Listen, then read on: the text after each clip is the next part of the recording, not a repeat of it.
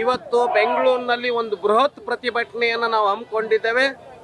ಮುಖ್ಯಮಂತ್ರಿ ಉಪಮುಖ್ಯಮಂತ್ರಿ ಮನೆಗಳಿಗೆ ಮುತ್ತಿಗೆ ಹಾಕ್ತಕ್ಕಂಥ ಒಂದು ಹೋರಾಟವನ್ನು ಇವತ್ತು ನಾವು ಮಾಡ್ತಾ ಇದ್ದೇವೆ.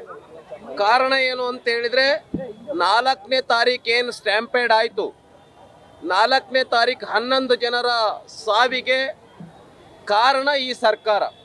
ಯಾಕೆ ಅಂತ ಹೇಳಿದ್ರೆ ಚಿನ್ನಸ್ವಾಮಿ ಸ್ಟೇಡಿಯಂನಲ್ಲಿ 21 ಗೇಟ್ಗಳಿದೆ ಒಳಗಡೆ ಹೋಗೋದಕ್ಕೆ. ಆದರೆ ಲಕ್ಷಾಂತರ ಜನ ಏನು ಬಂದಿದ್ರು ಅವತ್ತು ಒಳಗಡೆ ಹೋಗೋದಕ್ಕೆ ಕೇವಲ 3 ಗೇಟ್ಗಳನ್ನು ಮಾತ್ರ ಈ ಸರ್ಕಾರ ಓಪನ್ ಮಾಡಿತ್ತು.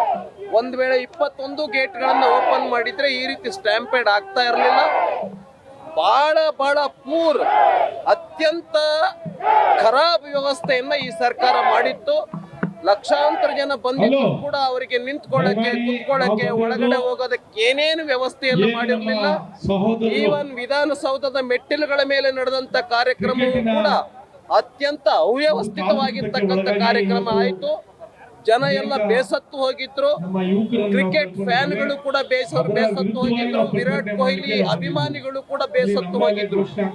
ಆದ್ರಿಂದ ಪೊಲೀಸ್ ಅಧಿಕಾರಿಗಳನ್ನು ಏನು ಸಸ್ಪೆಂಡ್ ಮಾಡಿದ್ದಾರೆ ಅದನ್ನು ಕೂಡ ಸರಿಯಲ್ಲ. ಈ ಸರ್ಕಾರ ತಪ್ಪು ಮಾಡಿ ಪೊಲೀಸರ ತಲೆಗೆ ಕಟ್ಟತಕ್ಕಂಥದ್ದೇನಿದೆ ಇದು ಸರಿಯಲ್ಲ. ಈ ಸರ್ಕಾರನೇ ನೇರವಾಗಿ ಕಾರಣ. ಏನು ಅವತ್ತು 11 ಜನರ ಸಾವು ಆಯ್ತು, ಪೂರ್ವ ತಯಾರಿ ಏನೇನು ಮಾಡದೇ ಇದ್ದಿದ್ರಿಂದ ಈ ಒಂದು ಸ್ಟ್ಯಾಂಪೇಡ್ ಆಗ್ಬೇಕಾಯ್ತು ಮತ್ತು 11 ಜನರ ಸಾವಿಗೆ ಕಾರಣ ಆಗಬೇಕಾಯ್ತು.